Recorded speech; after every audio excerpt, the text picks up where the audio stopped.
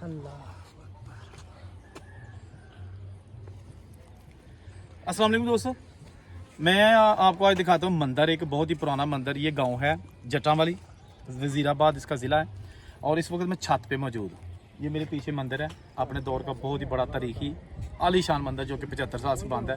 अभी यहाँ एक फैमिली रह रही है, उनसे रिक्वेस्ट करके आपको अंदर भी दिखाते हैं, लेकिन पहले हम छत पे आए हैं, ये आपको दिखा रहे हैं। आप वीडियो देखने के साथ कोशिश कीजिएगा पहचान के कि ये कौन सा मंदिर हो सकता है, ठीक है ना। तो चलें नीचे चलते हैं। ਇਹ ਸਾਰਾ ਪਿੰਡ ਦਾ ਨਜ਼ਰ ਆ ਰਿਹਾ ਜਿਹੜਾ ਜਨਾਬ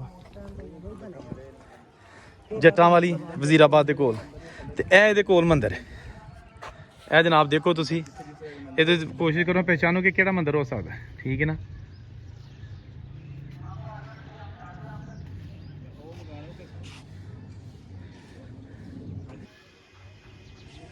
ਇਹ ਜਨਾਬ ਮੰਦਿਰ, ਤੇ ਅਸੀਂ ਹੁਣ ਚੱਲਦੇ ਹਾਂ। ਇਹ ਇੱਕ ਹਿੰਦੂ ਫੈਮਿਲੀ ਲਾਲਾ ਮੇਲਾ ਰਾਮ ਦਾ ਘਰ, ਥੱਲੇ ਚੱਲਦੇ ਹਾਂ और ਤੁਹਾਨੂੰ ਵਿਖਾਲਨੇ ਆ ਮੰਦਿਰ ਥੱਲੇ ਦੀ ਜਾ ਕੇ 1947 ਤੋਂ ਲੈ ਕੇ ਹੁਣ ਤੱਕ ਕਿਸ ਸਾਲ ਦੇ ਵਿੱਚ।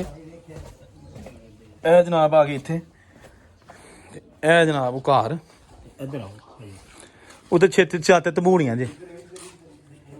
ਆ ਜਾਓ ਰਹਿਣ ਦਿਓ। ਕੀ ਹੈਗਾ? ਅੱਛਾ ਠੀਕ ਹੈ। ਲਓ ਜੀ, ਇਹ ਜਨਾਬ ਦਰਵਾਜ਼ਾ ਇੱਥੇ, लेकिन ਇਹ ਵੇਖ ਕੇ ਜਿਹੜਾ ਨਾ ਇਹ ਸਾਰੀ ਛੱਤ ਕਰਾ ਕੇ, ਤੇ ਇਹ ਬਾਲਾ ਵੀ ਜਿਹੜਾ ਨਾ ਇਹ ਸਿਰ 'ਚ ਆਉਣ ਲੱਗਾ। ਚਲੋ ਇੱਧਰ ਨੂੰ ਆ ਜਾ। ਇਹ ਜਨਾਬ ਅਸੀਂ ਆ ਗਏ।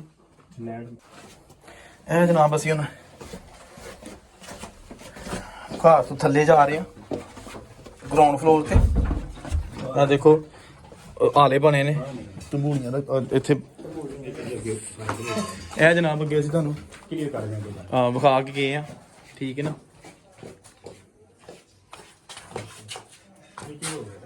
ਲਓ ਜੀ, ਇਹ ਜਿਹੜਾ ਨਾ ਇਹ ਗਲੀ ਤੰਗ, ਠੀਕ ਹੈ ਨਾ, ਉਹੀ ਜਿਹੜੀ ਪੁਰਾਣੀ ਖੱਤਰੀ ਜਿਹੜੇ ਤੰਗ ਗਲੀਆਂ 'ਚ ਘਰ ਬਣਾਉਂਦੇ ਸਨ। ਤੇ ਇਹ ਦੇਖੋ, ਇਹ ਗਲੀ ਦੇ ਵਿੱਚ ਘਰ, ਤੇ ਉਹਦੇ ਉੱਤੇ ਸ਼ੇਡ, ਤੇ ਇਹ ਸਭ ਕੁਝ ਅਸਲੀ ਹਾਲਤ। ਤੇ ਇਹ ਦੇਖੋ, ਇਹ ਮੰਦਿਰ ਜਿਹੜਾ ਇੱਥੇ ਹੁੰਦਾ ਸੀ ਉਹਦੀ ਬੈਕ ਸਾਈਡ ਹੈ। ਜਿਹੜਾ ਮੰਦਿਰ ਹੈ ਨਾ, ਇਹ ਉਹਦੀ ਬੈਕ ਸਾਈਡ ਹੈ। ਇਹ ਬਹੁਤ ਹੀ ਆਲੀਸ਼ਾਨ ਔਰ ਵੱਡਾ ਕੰਪਲੈਕਸ ਬਣਿਆ ਸੀ। ਇਹ ਦੇਖੋ ਨਾ, ਇਹਦੇ ਜਿਹੜੇ ਨੇ ਦੀਵਾਰਾਂ, ਖਿੜਕੀਆਂ ਸਾਰੀਆਂ ਜੀ ਅਸਲੀ ਹਾਲਤ 'ਚ ਮੌਜੂਦ ਨੇ।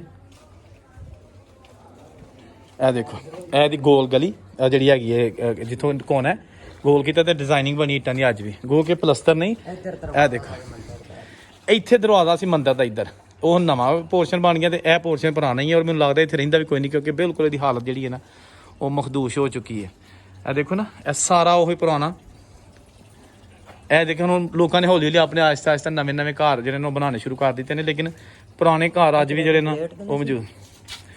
ਇਹ ਜੀ ਚਿੱਟੀ ਸਲੇਟ ਲੱਗੀ ਹੈ। ਨਹੀਂ, ਮੇਰਾ ਗਲੀ ਗੋਲ ਕੀਤੀ ਹੈ ਨਾ ਇੱਥੋਂ ਨਾ, ਕਿਉਂਕਿ ਇਹ ਉੱਚੀ ਹੋਈ ਹੈ, ਉਦੋਂ ਨੀਵੀਂ ਹੋਣੀ है।